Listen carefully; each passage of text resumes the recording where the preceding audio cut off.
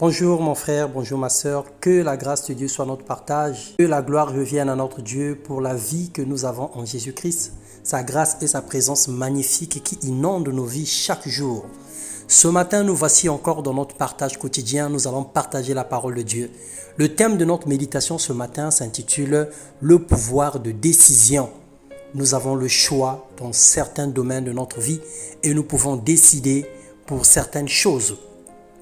Nous lisons dans Jean 10, le verset 18, la Bible déclare « Personne ne me l'enlève, mais je la donne de moi-même, j'ai le pouvoir de la donner et j'ai le pouvoir de la reprendre. Tel est l'ordre que j'ai reçu de mon Père. » Ça, c'était la déclaration de Jésus-Christ.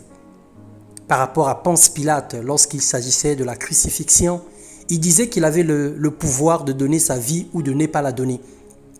Or, si nous sommes enfants de Dieu, nous sommes aussi héritiers de Dieu et co-héritiers de Christ.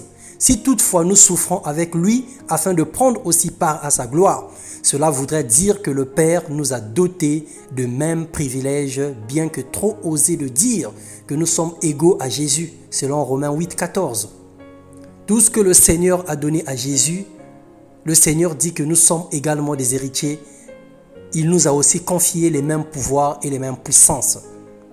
Jésus avait le pouvoir de persuasion et de décision. Durant sa vie sur terre, il a souffert lui-même lorsqu'il a été tenté. Il peut secourir ceux qui sont tentés, selon Hébreux 2, le verset 18.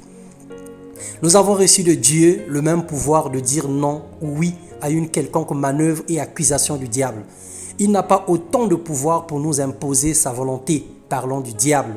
Il ne peut pas guider notre vie si nous ne lui donnons pas accès.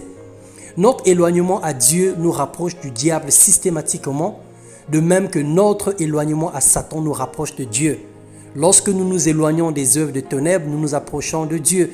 Et si nous nous éloignons de Dieu, alors on s'approche du diable.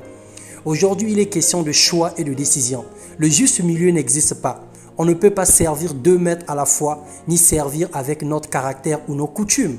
On ne peut pas être mi-figue, mi-raisin, moitié Dieu, moitié village, moitié Dieu, moitié coutume, moitié Dieu, moitié fétiche ou moitié occultisme. Il y a un choix à faire. Range-toi d'un côté.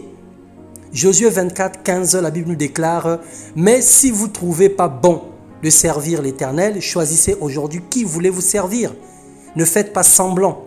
Personne ne vous contraint, personne ne vous force. Le Seigneur, dans son amour, propose un choix. Il te dit, viens à moi, choisis la vie.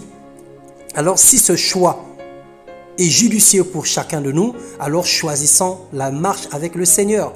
Et si nous avons choisi de marcher avec le Seigneur, dépouillons-nous complètement de toutes les œuvres mortes et de toutes les œuvres de ténèbres. Personne sauf un sataniste accepterait volontiers de servir Satan. Et pourtant, nos actes et nos comportements démontrent que certains d'entre nous sont les esclaves du mal et serviteurs ignorés de Satan. Décidez de vivre une vie de liberté en suivant et servant Jésus-Christ et en priant sans cesse pour éviter les assauts du diable, telle est la volonté de Dieu. Ou encore de marcher dans l'esclavage du péché en menant une vie de débauche clandestine. Sont là les décisions audacieuses que chacun de nous devrait prendre en cette saison. Le Seigneur nous appelle à choisir, le Seigneur nous appelle de se ranger d'un seul côté. Ou nous allons nous ranger du côté de Dieu, ou nous allons nous ranger du côté du mal. Il y a un choix à faire et le choix, il est personnel.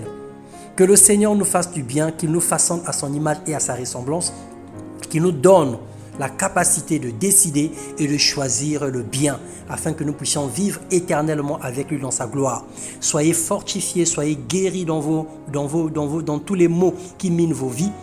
Recevez la paix de Jésus-Christ qui surpasse toute intelligence et soyez comblés de toute grâce et de paix dans le nom puissant de Jésus-Christ. Amen.